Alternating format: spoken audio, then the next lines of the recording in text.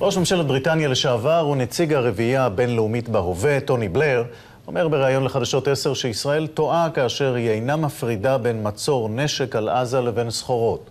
בלר מתייחס גם לוועדת החקירה, לשינוי במדיניות טורקיה ולהתחמשות הגרעינית של איראן. Mr. Blair, good evening. Good evening.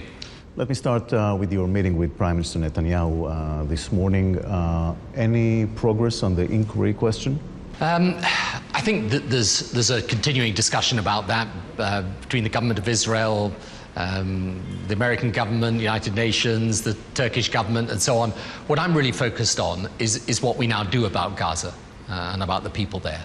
And so the bulk of my meeting with the Prime Minister was really focused on that question. Any investigation has to be full and impartial, and that there may be some international element that can be part of it. I think you branded the blockade on Gaza counterproductive. Why? Yeah, it's a good question. Let me explain this. The problem with the current policy on Gaza is that I think Israel has a complete right to protect its security. So it's got, in my view, the right to check any goods that are coming into Gaza.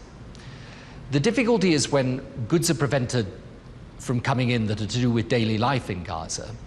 The way the tunnels operate, coming in from under Egypt into Gaza, mean that people can get unlawfully, illegally, through that smuggling, any goods they want, and Hamas has a complete grip on that process, whereas those people who want to bring in goods through the legitimate crossings can't do so.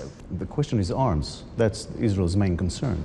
Absolutely. And my point to the international community is Israel has a right to protect itself there.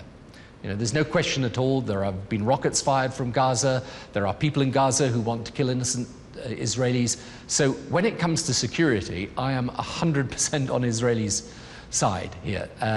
They have the right to inspect anything that comes into Gaza, in my view. So it was a mistake by the Israeli government to stop these ships?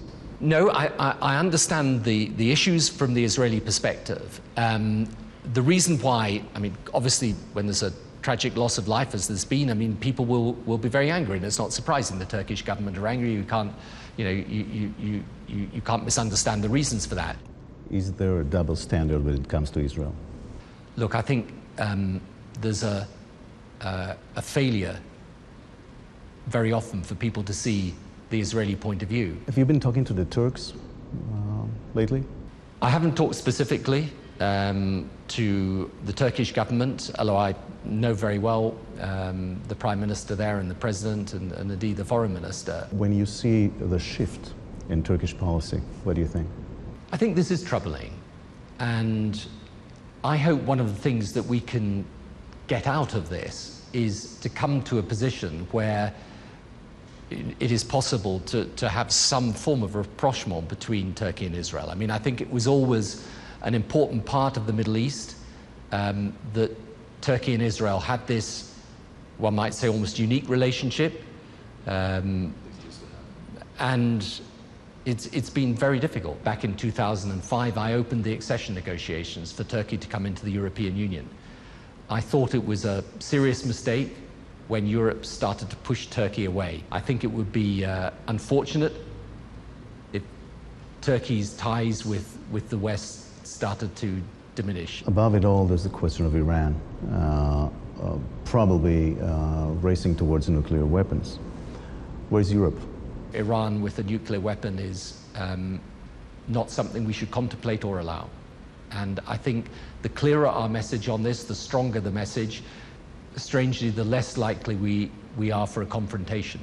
But I think if there's any ambivalence or ambiguity, I think if there's any doubt in the Iranian mind about the seriousness of our intent, then curiously, I think a confrontation becomes more likely. So my very strong view here is that we need to send that clear message. It is easier for us to rally opinion if, as it were, we're building a broad coalition to say to Iran, this is a red line, you won't cross it, and if you do, we will stop you.